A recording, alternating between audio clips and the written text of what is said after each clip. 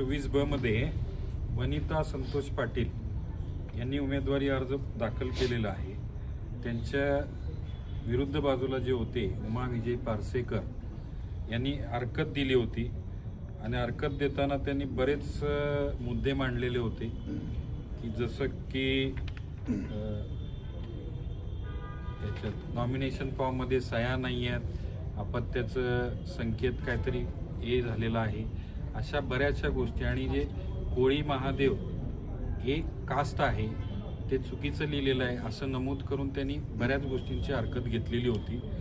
त्या हरकतीला आम्ही उत्तर दिलं आहे आणि त्या उत्तरमध्ये जे महाराष्ट्र महानगरपालिका अधिनियम निवडणूक नियम 9 आणि 10 या गोष्टींचा जो आहे त्याचा उहापोह केलेला आहे।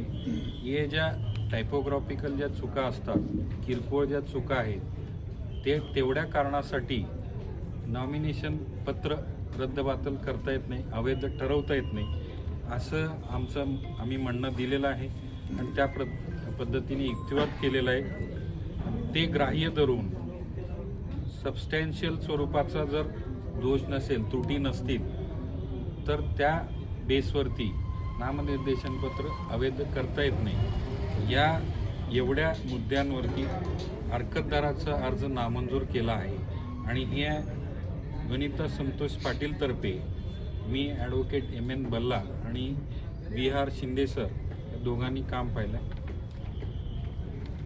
अशा पद्धतीने दोन्ही अर्ज वैध ठरलेले आहेत, मंजूर झालेले आहेत, पात्र ठरलेले आहेत ते। ओके, नमस्कार, मी ॲडव्होकेट संतोष कुमार बाराचारे। आज आपल्या समोर निवडणूक निर्णय अधिकाऱ्यांनी जो निकाल दिला तो निकाल आपल्याला सांगण्यासाठी इथं आहे। प्रभाग क्रमांक 26A मधून अनुसूचित जातीमधून उभे असलेले उमेदवार संगीता शंकर जाधव यांचा उमेदवारी अर्जाला रेश्मा रविकांत कांबळे यांनी हरकत घेतली होती। त्यांनी हरकत या मुद्द्यावर घेतली होती की उमेदवार जे आहेत ते खाजगी शाळेमध्ये शिक्षिका आहेत आणि त्यांनी संस्थेकडून परवानगी घेतली नाही अर्ज भरताना, असं त्यांची हरकत होती।